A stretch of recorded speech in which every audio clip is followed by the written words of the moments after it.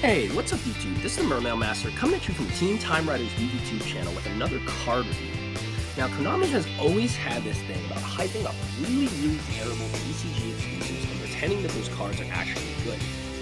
From hyping up Bonfire Colossus, which is a card that automatically pops 2 monsters on your side of the field in a special summon, effectively forcing you to go like -3, to Kickfire, which is basically like a card that must be destroyed by its own effect and gains counters every time a fire monster is destroyed that then inflict 1,000 damage per to your opponent, to even Jeff Jones, Jarrell Winston, and Robert Voyage, world-class Yu-Gi-Oh players, having to explain why the terrible Time Gazer and Stargazer Magician are good cards to be running in your deck and are powerful cards that your opponent's not going to see coming.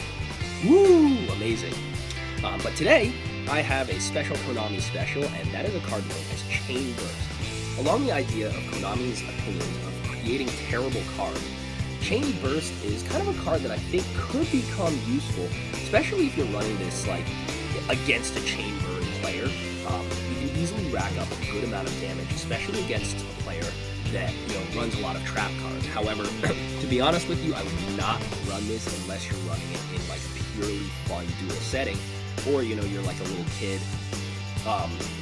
who is like trying to get their opponent to submit down to like a certain amount of life points. Because for every single player who activates a trap card, that player takes 1,000 points of damage. And that would be one thing if it just had to do with your opponent. However, when you activate trap cards as well, you also have to take the damage.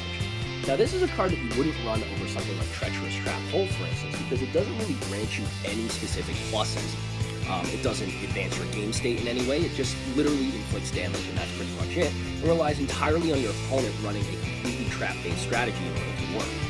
That said, if your opponent is running something like Chain Burn, or they're running a Demise deck or something that requires a lot of trap cards, and they don't have the out for this card, definitely it can easily rack up damage. It's not something that misses timing, so even counter traps will work on inflicting that damage to your opponent.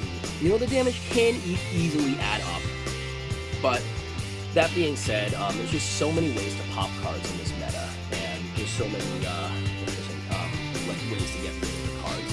But I think Chain Burst is definitely an interesting card. It's something that I had my eye on for a while. It's something that might be useful in some kind of strategy or in some kind of very asinine counter side. But definitely watch out for it and see what happens. But yeah. This has been a review on Chain Burst. Hope you enjoyed it. If you did, please remember to like, comment, and subscribe on the channel, and I'll see you guys next time. See you.